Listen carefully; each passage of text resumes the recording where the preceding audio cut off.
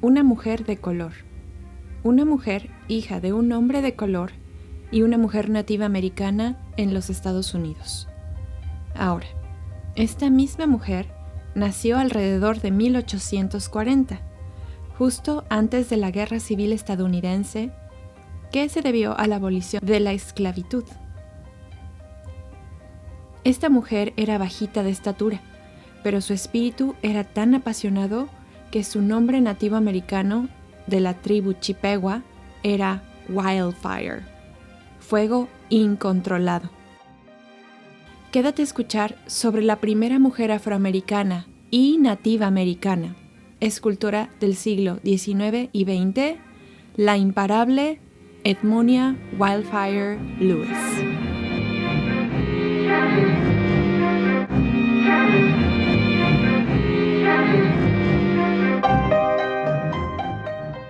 La mayoría de las fuentes confirman que Edmonia Lewis nació entre 1843 y 1845 al norte de Nueva York, aunque algunos dicen que es posible que naciera en Ohio.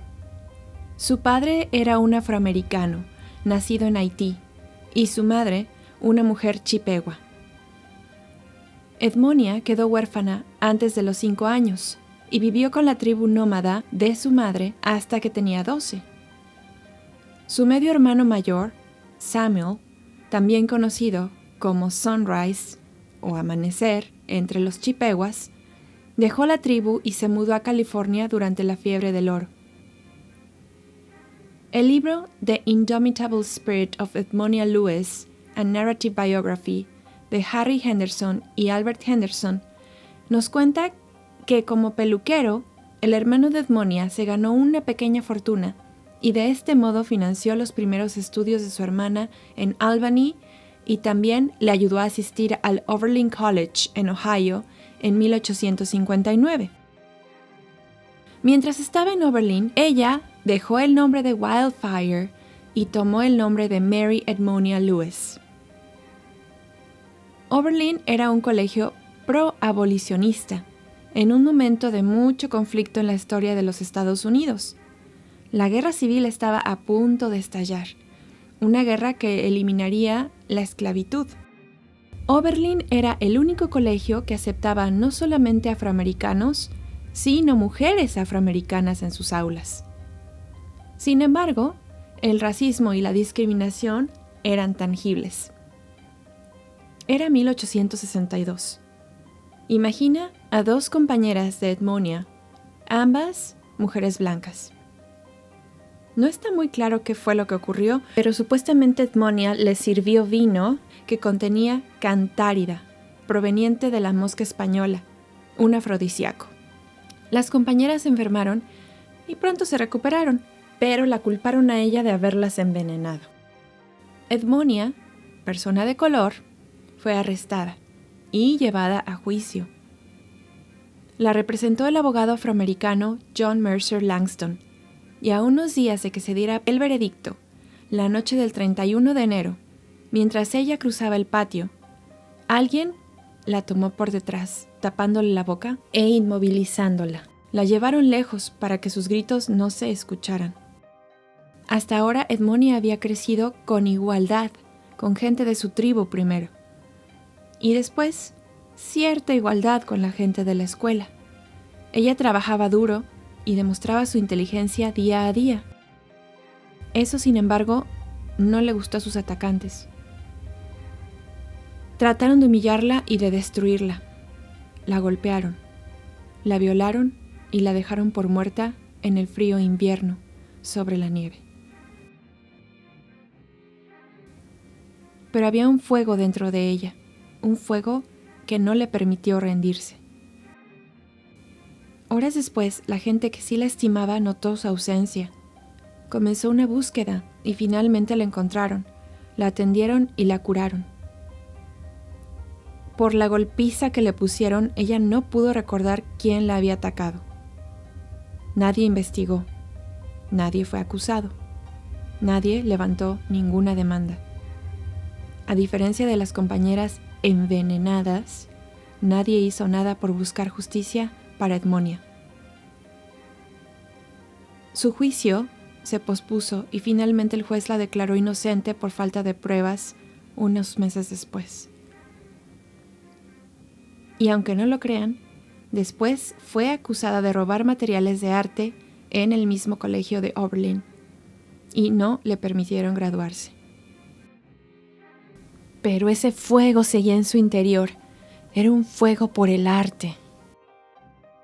Posiblemente con el consejo de Langston, el abogado, y de su amigo Frederick Douglass, que era un abolicionista afroamericano, Edmonia se muda a Boston, ciudad abolicionista que además era considerada una ciudad artística. Supuestamente caminaba por la calle y se encontró con la estatua de Benjamin Franklin, y eso es lo que la hizo decidirse por estudiar escultura. Con la ayuda de Douglass y el reverendo Henry Highland Garnet, los dos abolicionistas, Edmonia llegó a las oficinas del periódico Boston Liberator, buscando a William Lloyd Garrison, quien le ayudó después a encontrar un tutor en escultura. Después de varios intentos, finalmente el escultor Edward A. Brackett aceptó instruirla. Edmonia aprendió a trabajar con barro y mármol y empezó a vender medallones basados en las obras de Brackett. Estos medallones se solían hacer de barro, a manera de retratos, mostrando el perfil de una persona en relieve dentro de un óvalo que podía medir hasta 75 centímetros de alto o 30 pulgadas. Era raro ver sujetos de color como personajes centrales en las artes de la época, y la escultura no era la excepción. Pero un día, Edmonia se enteró del trabajo de Anne Whitney y su escultura llamada África despertando. Por primera vez, Edmonia vio una mujer africana idealizada y esculpida en barro, un estudio que se hacía antes de realizar la escultura en mármol. Anne y Edmonia finalmente se conocieron y Anne quedó intrigada. Si no era común ser mujer escultor en esos días, tampoco lo era ser mujer de color y escultora. Y además Edmonia no solamente era mujer de color, era una mujer nativa americana, afroamericana, escultora.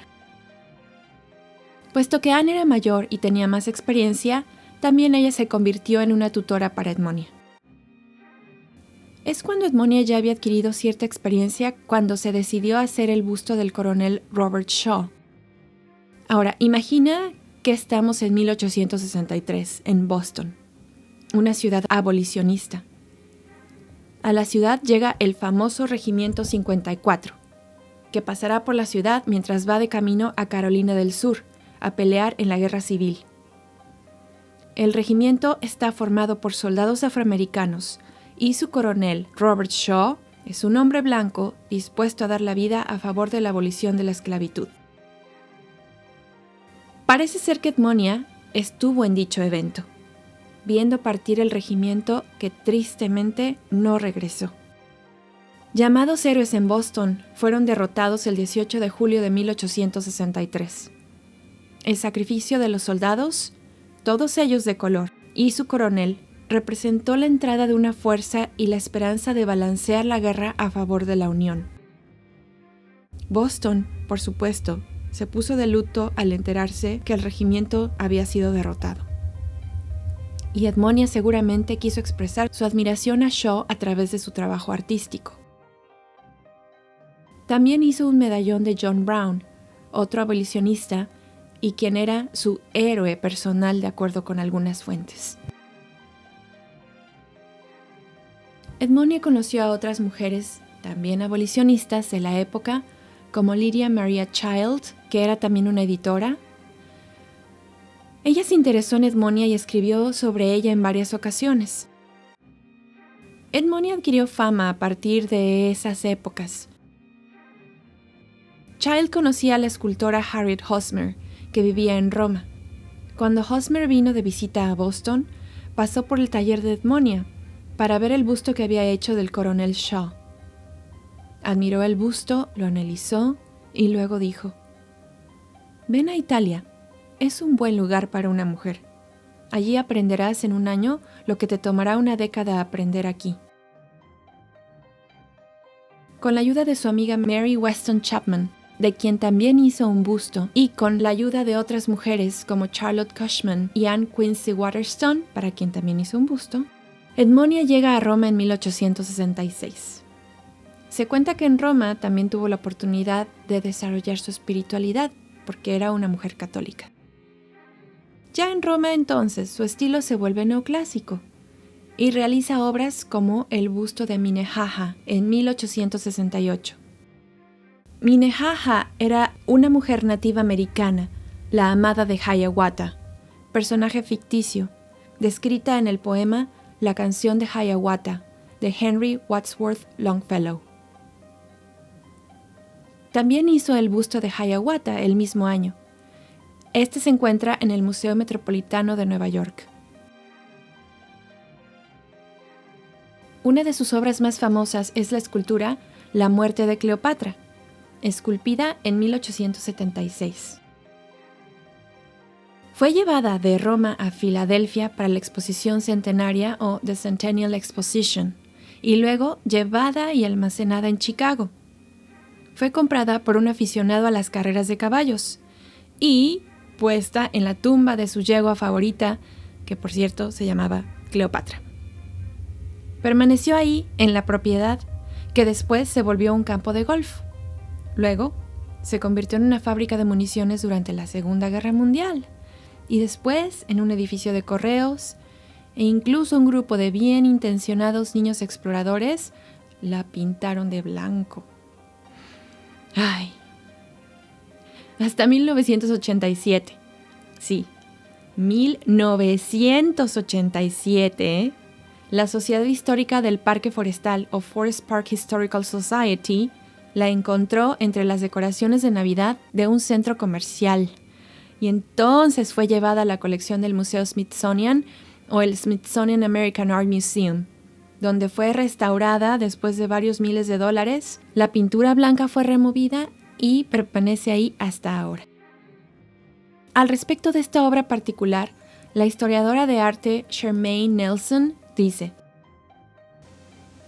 las asociaciones entre Cleopatra y un África negra eran tan profundas que cualquier representación de la antigua reina egipcia tenía que lidiar con el problema de su raza y la expectativa potencial de su negritud.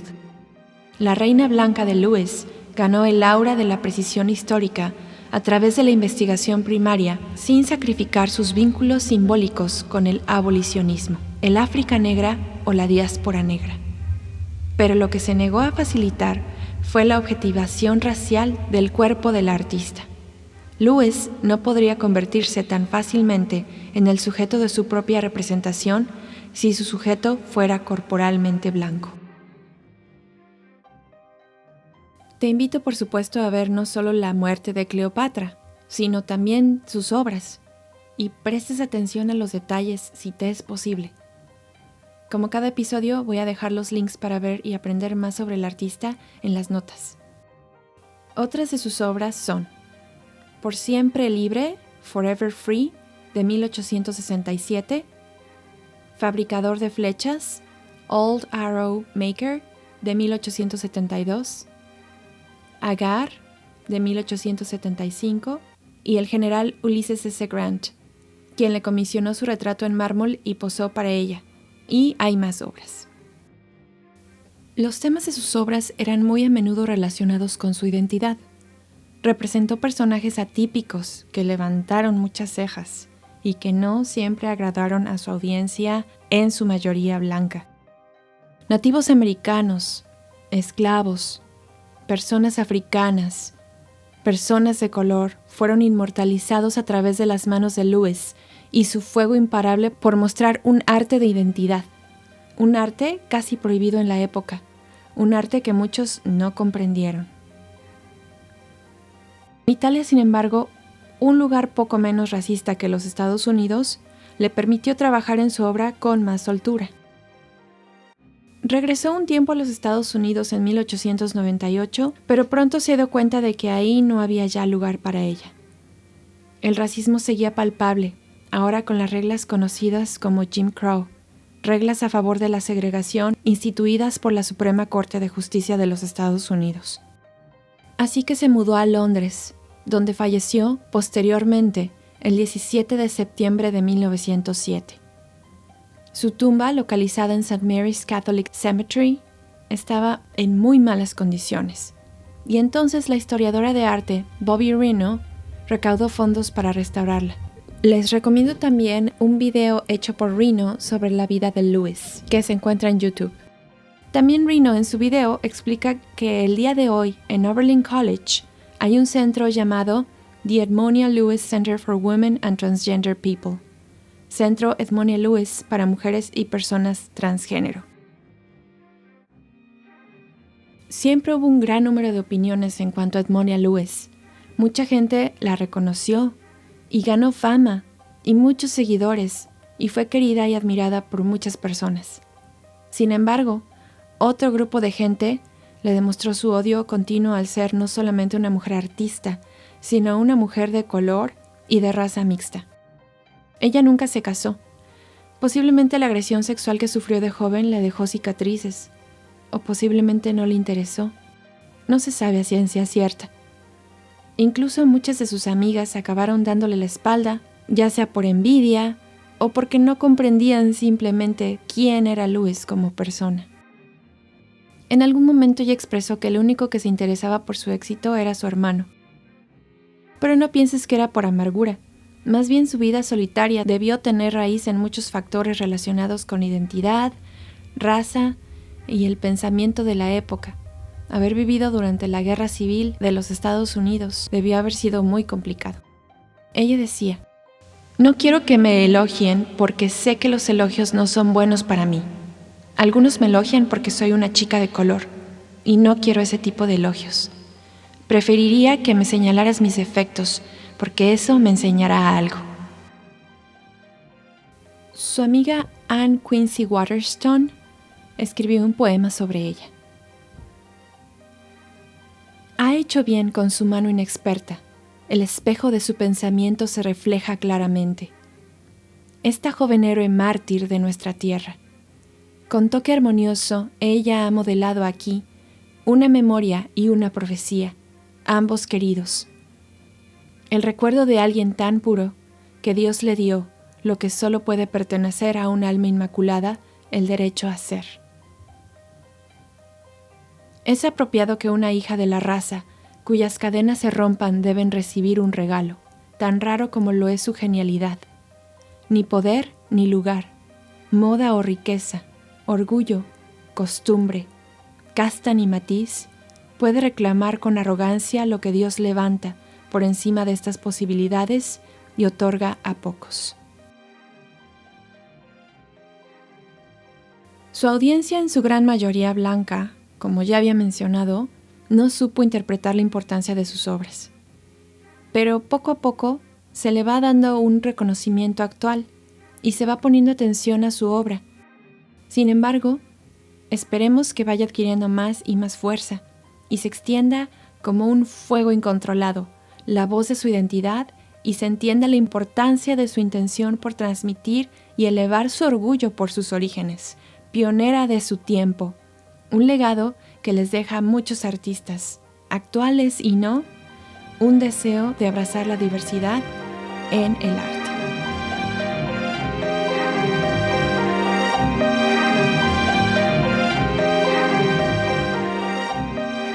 Este podcast bilingüe es producido por mí, Rebeca Navarro. Si te gusta, suscríbete en tu plataforma de preferencia. Puedes comentarlo, calificarlo y compartirlo. También puedes seguir Arte Inclusivo, Inclusive Art Podcast, en las redes sociales, Facebook, Instagram, Twitter, o enviarme un correo electrónico a arteinclusivopodcast@gmail.com. Dejo todos los enlaces a continuación como referencia. Gracias de nuevo por escuchar y hagamos del arte exclusivo un arte inclusivo.